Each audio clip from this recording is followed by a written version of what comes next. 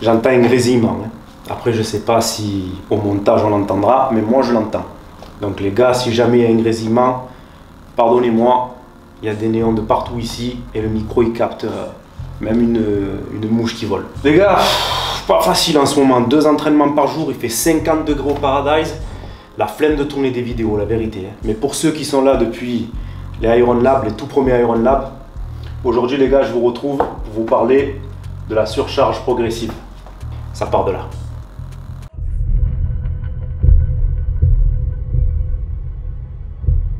La surcharge progressive. J'ai fait un petit sondage sur Instagram, j'ai proposé 2 sujets et c'est celui-ci qui est ressorti, donc c'est de ça qu'on va parler aujourd'hui. Qu'est-ce que c'est que la surcharge progressive? C'est tout simplement le principe le plus important en musculation. On vous bassine de tous les côtés avec plein de sujets, plein de façons, plein de techniques, plein de ci, plein de là. S'il y a vraiment quelque chose à retenir en musculation, c'est ce principe. Avant de faire une entrée en matière, je tiens à faire un petit rappel. Qu'est-ce que l'hypertrophie? Ou du moins, comment intervient ce phénomène? Donc l'hypertrophie intervient à la suite d'un stress pour pouvoir répondre plus efficacement lors du prochain entraînement. Donc ça veut dire grosso modo que tu vas t'entraîner à 30 kg, tu vois. Le corps, il va être stressé, les fibres, elles vont être atteintes. Et pour pouvoir répondre au prochain entraînement à cette charge de 30 kg, les muscles ils vont s'hypertrophier. C'est résumé vulgairement, ok? Ça s'appelle le phénomène de surcompensation. Je veux que vous reteniez ça. C'est très important pour la suite. Donc, la surcharge progressive, on la retrouve de 4 façons. On a d'abord l'augmentation de l'intensité, pousser plus lourd lors du prochain entraînement. Donc ça, c'est un principe très simple. Je suis au développé couché haltère, j'ai réussi à passer 10 répétitions à 30 kg. La session d'après, je vais essayer de passer 10 répétitions à 32 ou à 34 kg. Très simple. Okay. L'augmentation du volume de travail. Donc, soit je fais plus de répétitions à un certain poids donné, soit je fais plus de séries avec une charge donnée, soit je fais plus d'exercices pour le même groupe musculaire. Donc là, l'augmentation du volume global. L'augmentation de la fréquence. On peut, par exemple, doubler les muscles. Exemple, je fais les pecs le lundi et je refais mes pecs le jeudi ou le vendredi, tu vois. Et puis, l'augmentation du temps sous tension. Je viens de me rendre compte que je n'ai pas complété ici. Mais grosso modo, ça veut dire quoi? Ça veut dire que tu appliques des régimes de contraction. Tu fais durer plus longtemps ta répétition. Exemple, tu retiens un tout petit peu plus en excentrique, ok? Ou tu peux faire de la contraction isométrique. Tu vas contracter un côté pendant que l'autre travaille, ok? Puis ensuite, tu vas contracter l'autre côté pendant que l'autre travaille. Ça, c'est des techniques pour augmenter le temps sous tension, ok? Donc, on a vu plus ou moins comment on pouvait se servir de la surcharge progressive de 4 façons. Maintenant, on va s'attarder sur le premier, augmenter l'intensité. Donc, augmenter l'intensité, ça ne se fait pas de façon éternelle, de façon exponentielle, d'accord? Il y a un moment donné où vous allez vous heurter à la réalité et vous allez vous rendre compte que j'arrive à 36 kg et puis à 36 kg, c'est plus possible pour moi d'effectuer mes 10 répétitions. À ce moment-là, qu'est-ce qui se passe? Est-ce que je tente ma chance, je recommence indéfiniment, puis je me rends compte que j'arrive pas à passer les 6 répétitions tout seul? Là, à ce moment-là, plusieurs solutions s'offrent à vous. Vous avez une charge donnée, c'est-à-dire 36 kg. Je me suis servi de cet exemple. Arrivé à 36 kg, vous n'arrivez plus à taper vos 8 à 12 répétitions, mais vous êtes plutôt dans une fourchette de 5 répétitions. À ce moment-là, il est temps de se pencher sur un autre facteur pour augmenter la surcharge progressive. Ça, c'est la première solution. La deuxième solution, c'est d'intégrer ce qu'on appelle des techniques d'intensification. Tous ces liens, ils sont faits, si vous voulez, pour vous éviter la stagnation. J'arrive à une charge que je n'arrive plus à développer 10 fois, j'ai 2 possibilités. Je me penche sur un des autres facteurs ou j'utilise une technique d'intensification pour terminer ma série. Les techniques d'intensification qui s'offrent à vous pour continuer la série lorsque vous avez atteint par exemple 5-6 répétitions avec une charge trop lourde pour faire 10 répétitions, c'est soit les répétitions assistées, c'est-à-dire que vous êtes avec un partenaire d'entraînement qui va vous aider à terminer la série, soit les reps à amplitude partielle, c'est-à-dire que vous n'arrivez plus à faire la répétition dans son ensemble, mais vous arrivez quand même à terminer la série avec des reps partiels. Ici, on va dire qu'on n'utilise pas ces techniques d'intensification, mais qu'on veut jouer sur un autre facteur. Donc, qu'est-ce qui va se passer? C'est qu'ici, j'ai fait 5 ou 6 répétitions avec ma charge de 36 kg. Donc, qu'est-ce que je vais faire pour atteindre mon total de répétitions? Je vais augmenter le nombre de séries à cette charge. Là, par exemple, j'avais besoin de faire 3 séries pour atteindre 30 répétitions. Mais la charge est devenue trop lourde. Donc je n'arrive plus à faire 10, 10 et 10. J'arrive à faire 6, 6 et 6. Donc 3 séries, ça nous donne quoi? Ça nous donne 18 répétitions.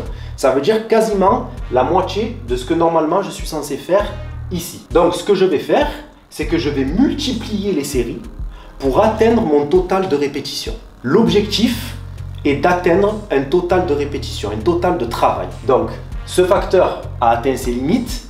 Je me penche maintenant sur le volume de travail. Et je vais réussir à obtenir un très bon résultat en combinant une charge excessive qui ne me permet pas de faire 10 répétitions. Mais par contre, je vais la développer plus de fois pour atteindre un quota de répétition total, global. J'espère que c'est clair ce que je dis. Parlons maintenant de la fréquence d'entraînement. Je commence à devenir un pratiquant intermédiaire. Je ne suis plus un débutant.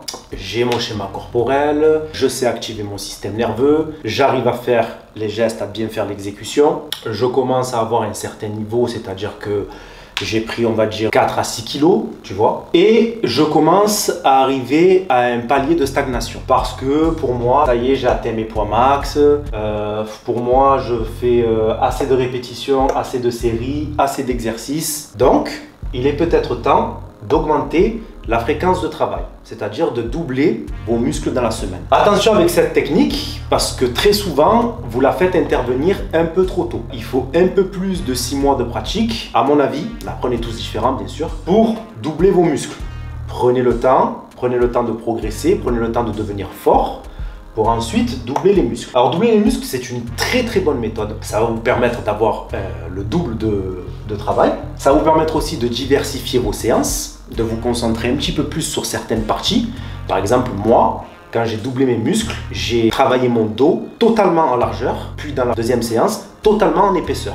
Ça a été une expérience incroyable qui m'a fait progresser de fou. Il y a d'autres exemples comme ça. Vous pouvez très bien travailler vos pecs totalement avec les barres et puis ensuite total halter. Donc il y a plein de façons de faire. Donc doubler les muscles, ça fait aussi partie d'une façon de passer un palier de stagnation et d'appliquer ce principe de surcharge progressive. On passe maintenant au temps sous tension. Alors, le temps sous tension, les gars, super important. Quand on est à la salle, on voit tout et n'importe quoi. C'est-à-dire que très souvent, le gars, quand il fait son exercice, tu sens qu'il n'y a pas de connexion. Le mec, il est là pour bouger un poids. Il n'y a rien, il n'y a pas de concentration et il n'y a pas d'excentrique. Donc, on est là pour contracter et pour étirer un muscle. Servez-vous du temps sous tension, les gars. Ici, on monte, on maîtrise la charge. En haut, on essaye d'avoir 1 à 2 secondes de contraction. Et quand on relâche, on maîtrise la charge. On n'est pas là pour tirer un boulet. À part si vous êtes en cycle de force. Et là, l'objectif, c'est pas le même. L'objectif, c'est d'être explosif le plus rapide possible sur une charge la plus lourde possible. Là, on est en hypertrophie. Donc, le temps sous tension, il est super important, les gars. Ne négligez pas la phase excentrique et introduisez des temps sous tension plus longs grâce à l'isométrique. L'isométrique, je vois personne le pratiquer. À part à ma salle, parce qu'ils ont vu comment je faisais ou ils ont vu les vidéos. Mais sinon, il y a des guns qui le font. Isométrique, je bloque en latéral, tac, je travaille ici. Ensuite, je bloque de ce côté, je travaille là. Pareil pour les biceps. Donc, servez-vous du temps sous tension.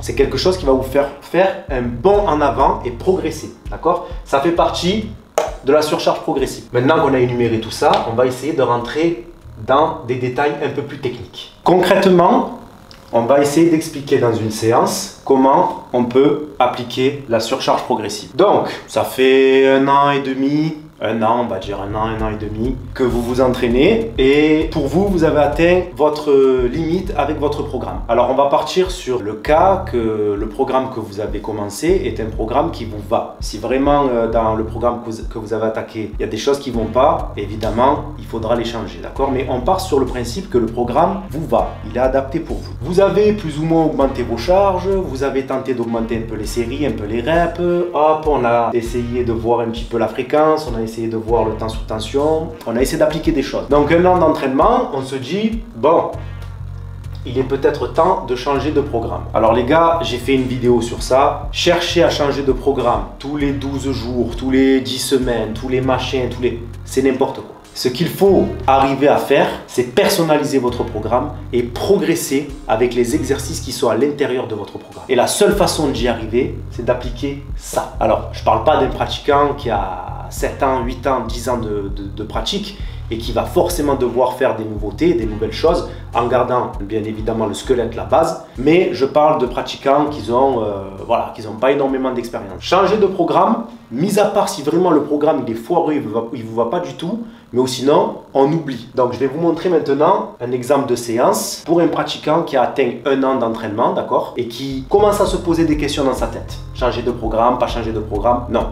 On continue à appliquer ça. Sur une séance de PEC toujours, d'accord, on garde les PEC comme exemple. Exercice numéro 1. Donc, dans l'exercice numéro 1, je vais appliquer le principe pyramidal, donc technique d'intensification, pour atteindre un échauffement optimal, pour atteindre vraiment le corps qui se met en marche, pour ne pas se blesser, d'accord, et pour arriver à une charge de travail conséquente. À chaque palier, je vais diminuer le nombre de répétitions et je vais augmenter la charge. Donc, on va diminuer le nombre de reps jusqu'à 6 reps. Donc 6 reps, on va dire que c'est une frontière qui est intéressante. C'est une frontière entre vraiment le nerveux, c'est-à-dire la force, et l'hypertrophie. Moi, c'est des fourchettes de reps, 6-8 reps qui me plaisent bien. Donc, à ces 6 répétitions, on va venir ajouter des principes d'intensification. Donc, soit du dégressif, donc on va décharger légèrement la barre pour compléter de 4 à 5 répétitions et atteindre un total de répétitions satisfaisant. Soit un rest-pause, donc on va poser la charge, on va se reposer quelques secondes, puis on va repartir pour essayer de taper 2 ou 3 répétitions en plus. Soit d'autres techniques encore qui sont tout aussi efficaces. Les reps partiels dont je vous ai parlé au début, on n'arrive plus à faire le mouvement en amplitude complète, mais on termine les 3-4 répétitions en demi-amplitude. Ou l'aide d'un partenaire, c'est-à-dire que le partenaire il va venir assister sur la montée de l'exercice, par exemple si vous êtes au développé couché, pour vous aider à terminer les 3 reps manquants. En appliquant ce que je viens de dire, vous êtes en plein dedans. En plein dedans. Ça veut dire quoi? Ça veut dire que vous avez atteint une charge de travail conséquente. Vous essayez de progresser à une charge où vous n'arrivez pas à taper des 10 répétitions. Mais en appliquant les principes d'intensification, non seulement vous allez vous habituer à cette charge au fur et à mesure et réussir à la passer, mais en plus, vous allez compléter en augmentant les répétitions et en augmentant les séries. Donc on est en plein dedans. On passe au deuxième exercice. Donc là, on est à une charge de 70%. Qu'on maîtrise bien comme il faut, donc on est capable de taper entre 8 et 12 répétitions avec cette charge. B, d'habitude on faisait 3 séries de travail ou peut-être 4, et bien là on va aller jusqu'à 5 séries de travail. Boum. Et enfin, sur le dernier exercice, donc on va dire un exercice d'isolation, on va augmenter le temps sous tension. C'est-à-dire que là, on va bien se servir par exemple à la poulie vis-à-vis de la contraction ici et de l'étirement où on retient ici. On va dire qu'on va taper 8 à 10 répétitions parfaites. Et puis là, on va venir augmenter le nombre de répétitions en augmentant la vitesse d'exécution sur les 5-6 dernières répétitions. Et là, on est en plein dedans encore une fois. Boum, on a augmenté le temps sous tension ici. Et on a augmenté le nombre de répétitions. Ce n'est qu'un exemple. C'est-à-dire que là, en un exemple, je viens de vous sortir de votre routine. Et ça, c'est applicable sur tous les muscles. Donc, il y a du chemin à faire avant de penser à changer de programme. Il y a toute une palette de techniques d'intensification qui vont vous permettre d'appliquer les principes de surcharge progressive. C'est aussi simple que ça. Si vous vous mettez le nez un petit peu dedans, si vous étudiez un petit peu le bail, vous allez vous rendre compte qu'en 1 an, on n'atteint rien du tout comme stagnation, si on applique tout ça. Alors, pour réussir à faire ça, tenez des notes. Il faut absolument prendre des notes, que ce soit sur votre téléphone ou sur papier, les gars. Il faut absolument prendre des notes. Parce que, ouais, je me souviens, la semaine dernière, j'ai poussé 30. Ok. Mais si je te pose la question dans 6 semaines, frère, tu ne sauras plus me répondre, c'est impossible. Donc, prenez des notes. Les notes vont vous permettre de voir vraiment s'il y a un souci. C'est-à-dire vraiment s'il y a un exercice ou un groupe musculaire où vous avez vraiment du mal. À ce moment-là, si jamais les prises de notes elles sont bien faites, vous allez avoir une lecture facile. Et à ce moment-là, vous allez pouvoir intégrer d'autres façons de faire pour débloquer les paliers. Je vous donne un exemple. Vous êtes en galère, toujours sur les pecs, au développé couché. Donc vous avez beau appliquer les principes de surcharge progressive, les techniques d'intensification, rien n'y fait. Ben, les gars, il est temps d'inclure un cycle de force à votre planification générale. Donc le cycle de force au niveau de l'hypertrophie, je dirais pas que c'est reculer pour mieux sauter, mais c'est faire un peu de surplace en hypertrophie pour faire un bond en avant une fois que ça sera maîtrisé. Le cycle de force, il va vous permettre d'augmenter la qualité de votre système nerveux, de devenir plus fort. Alors, peut-être que pendant un certain temps, vous n'allez pas hypertrophier, mais tous les gains nerveux que vous allez faire, ils vont vous permettre, si vous voulez, une fois que vous allez revenir à des charges un peu plus modérées, entre 60 et 70%, d'avoir un 60-70% plus haut. C'est à ça que ça sert en fait un cycle de force. C'est-à-dire, concrètement, je m'explique, vous êtes capable de faire 10 répétitions à 80 kg développé couché. Et ça passe pas. Vous n'arrivez pas à franchir ce cas, malgré tout ce que je viens de vous dire, tout ce que je viens de vous expliquer, vous n'y arrivez pas. En incluant ce cycle de force, je ne vais pas rentrer dans les détails du cycle de force, mais en faisant ce cycle de force, quand vous allez revenir à 60-70%, les 80 kg, vous allez les plier. Et là, vous allez franchir un cap. Vous allez passer peut-être à 84, 85, d'accord? Ne soyons pas trop gourmands, 5 kg c'est déjà énorme. Je pense que j'ai fait le tour au niveau des exemples. Et maintenant, on va revenir sur la première phrase que je vous ai dite au départ. Les mecs qui s'entraînent depuis 4 ans, 5 ans, qui font les mêmes mouvements, qui font les mêmes reps, qui font les mêmes séries, qui font les mêmes charges. Tu m'expliques à quel moment la surcompensation elle peut avoir lieu? Je comprends pas les gars. Genre, le corps humain, c'est la machine la plus puissante, la plus efficace qui est sur Terre. D'accord? Il s'adapte à tout. À tout. Donc, toi, ça fait 4 ans que tu viens à la salle. Ça fait 4 ans que tu me fais les mêmes reps, les mêmes séries et les mêmes charges. Et t'es en sous tension, 0. Poto, il faut se réveiller. Il faut se réveiller parce que là, ces mecs-là, c'est des gars qui... Faut que je change de programme. Faut que je change de programme. Ça va pas, faut que je change de programme. Ça marche pas, faut que je change de programme. Bidon. Il ne faut pas changer de programme. Il faut juste tenir un carnet, regarder les résultats, regarder ce que vous avez pu soulever, combien de fois vous l'avez soulevé et la semaine d'après, essayez de faire mieux. Ne restez pas dans votre zone de confort. La surcharge progressive, elle entraînera automatiquement l'hypertrophie. Pourquoi? Parce que phénomène de surcompensation. Le corps va toujours essayer de s'adapter, d'accord? Il va essayer d'être meilleur, il va essayer d'être plus fort, il va essayer d'être plus dense, etc., etc. Voilà les gars, donc on va terminer ce petit Iron Lab avec la limite de la surcharge progressive. C'est-à-dire chacun des facteurs a une limite. Donc, les charges, la limite. C'est-à-dire à quel moment je ne peux plus me fier à ce facteur pour me dire que je suis dans la bonne voie pour la surcharge progressive. Toujours à l'hypertrophie, bien sûr.